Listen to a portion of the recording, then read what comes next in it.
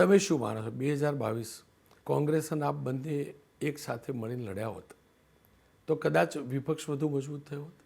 ચોક્કસ વિપક્ષ મજબૂત થયો હોત, કેમ કે આગળ આપણે જોયું હશે કે 77 બેઠકો કોંગ્રેસ પાસે હતી, 2 બેઠકો બીટીપી પાસે હતી અને એનસીપી પાસે પણ હતી. આમ આદમી પાર્ટી ને કોંગ્રેસ સાથે મળીને લડ્યા હોત તો સરકાર પણ બની જતું. તો કેમ ના લડ્યા? શું થયેલું? હવે એ નિર્ણય તો રાષ્ટ્રીય નેતાઓ કરતા હોય છે. આ જ રિયાલિટી છે રાજનીતિની. બધા પક્ષો એમ કે ભાઈ અમે નક્કી કરીએ, પ્રદેશમાંથી નક્કી થાય, પણ નથી થતું. હાઈકમાન્ડના હાથમાં જ રિમોટ કંટ્રોલ હોય.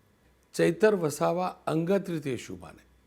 27ની ચૂંટણી આપ કોંગ્રેસ વિપક્ષે એકથી લડવી જોઈએ કે 22ની જેમ આવો ચલો આપણે એકબીજાને પાડી દઈએ એવી રીતે? હું અંગત રીતે એવું માનું છું, જો ગુજરાતમાં પરિવર્તન લાવવું હોય તો આપ કોંગ્રેસ અને જે પણ વિપક્ષના બીજા લોકો છે બધા સાથે મળીને લડે તો ચોક્કસ 2027માં પરિવર્તન આવી શકે છે.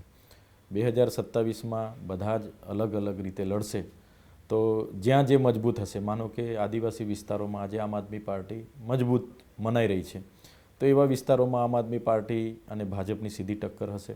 અને જ્યાં અમદાવાદ છે, અમુક સિટી એરિયામાં કોંગ્રેસ અને ભાજપની સીધી ટક્કર છે, એવી જગ્યાએ સીધી ટક્કર એમની થશે તો લોકો જોશે ને એ પ્રકારે જે ભાજપ વિરોધી મતો છે તે એ પ્રકારે એ પાર્ટી સાથે રહેશે એવું મને લાગે છે.